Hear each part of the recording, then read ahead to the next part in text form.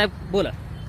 कुणबी हे पहिला गेली 10 वर्ष झालं त्याला चालूच आहे, काय त्याचे काय नाही आहे, त्याचा संबंधच येत नाही यात.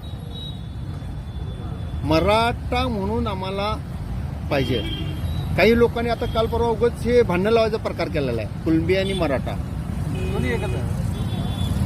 कुणबी हा वेगळा आहे. कुणबी 10 वर्षापूर्वी देत होतं आणि चालू आहे ते द्यायला. ते उगाच आता ढोंग करून ते केलेलं आहे मराठा आणि कुणबी. एकंदर आपण सगळेजण बघतोय.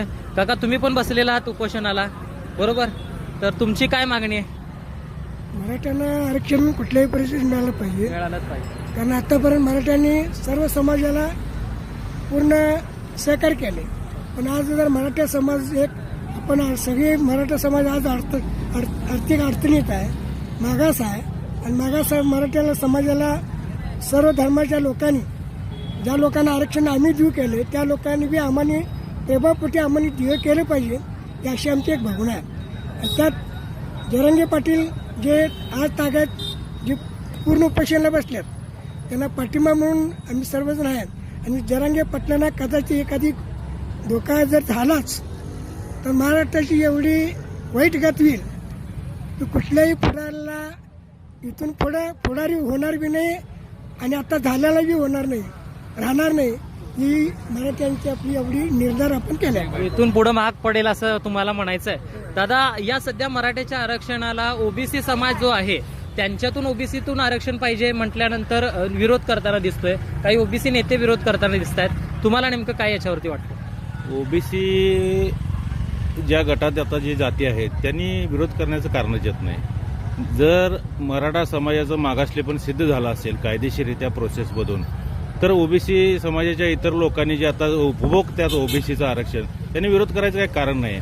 ओबीसी एक जात नाही आहे, हा ओबीसी समूह आहे आणि ही जातींचा समूह ओबीसी यांच्यासाठी हे आरक्षण लागू. आणि ओबीसीचा नियम काय आहे की संख्येच्या 50% आरक्षण, बरोबर? मग ओबीसींची संख्या किती आहे? जर आतापर्यंतचे सर्व पुरावे तपासून बघितले तर 34% वर ओबीसींची संख्या नाही आहे. मग त्यांनी आता घेतात किती आरक्षण? 32% आरक्षण घेतात. मग त्यांची संख्या असायला पाहिजे 64%. 64% आहे का? याच्यामध्ये जे 15% मराठा समाजाचं आरक्षण ते भोगायला लागलेत ते आम्ही मागायला लागलोय आमच्या हक्काचं. आणि जर मराठा समाजाचं गायकवाड आयोगाच्या ह्याच्यानुसार अहवालानुसार जर मराठा समाज मागासलेपण सिद्ध झालंय याचा अर्थ काय? ओबीसीचं आरक्षण त्यांना लागू करा ही त्यांची स्पष्ट शिफारस आहे. आणि त्या शिफारसीनुसार जर मराठा समाज ओबीसी समाजातून कॅटेगरीतून आरक्षण मागतोय तर ते कायदेशीर अधिकाऱ्याने आम्हाला ते मिळालं पाहिजे. आणि मराठा समाज असं नाही म्हणत की बाबा दुसऱ्याचं काढून आम्हाला द्या, आमचा हक्काचा आम्हाला द्या, आम्ही पात्र आहे, आम्ही भारतीय नागरिक आहे, आम्ही महाराष्ट्राचे नागरिक आहे, आमचा हक्क आम्हाला मिळायला पाहिजे. यासाठी या आमदार खासदारांना निवडून दिलेला आहे. यांनी जर आमचा प्रश्न सोडवायला असमर्थ ठरत असतील तर आम्हाला कायदा हातात घेणं भाग पडेल उद्या. जर आम्ही कायदा हातात घ्यायचा नसेल आणि सामाजिक शांतता राहायची असेल तर या प्रशासकीय अधिकाऱ्यांनी आणि या सरकारने हे प्रश्न सोडवायला पाहिजे. नाही सुटला, आमच्या माणसाला जर धोका झाला तर आम्ही सळोकीपळो करून सोडू सरकारला. सध्या अनेक ठिकाणी आमदार खासदार राजीनामा देताना दिसत आहेत. तशी तुमची स्थानिक नेत्यांकडून काय अपेक्षा आहे का? त्यांना राजीनामा द्या असे आम्ही म्हणणार नाही. त्यांना राजीनामा द्यायसाठी निवडून दिलेलं नाही जनतेनं. जनतेचा प्रश्न सोडवायसाठीला त्यांना संविधानिक पदावर बसवलेला आहे आणि त्यांनी प्रश्न सोडवायचा म्हणजे एक तर बाप दाखवायचा नाही तर श्राद्ध घालायचे.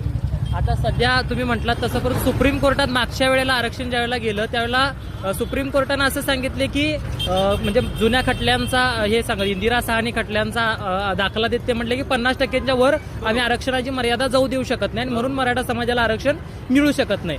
तर आता सुद्धा सुप्रीम कोर्टात गेल्यानंतर सुप्रीम कोर्ट हेच म्हणेल की 50%च्या वर जाऊ देणार नाही. मग अशा वेळेला कशा पद्धतीने आरक्षण मिळू शकेल वाटतं? सुप्रीम कोर्टाच्या निर्णयावरच मला बोलायचं आहे. कारण सुप्रीम कोर्टानं निर्णय काय दिलं, हा निर्णय देत असताना सुप्रीम कोर्टानं काय सांगितलं की मराठा समाज हा मागास आहे हे सिद्ध केलंय त्यांनी, म्हणजे मान्य केलंय. याचा अर्थ मराठा समाज मागास आहे.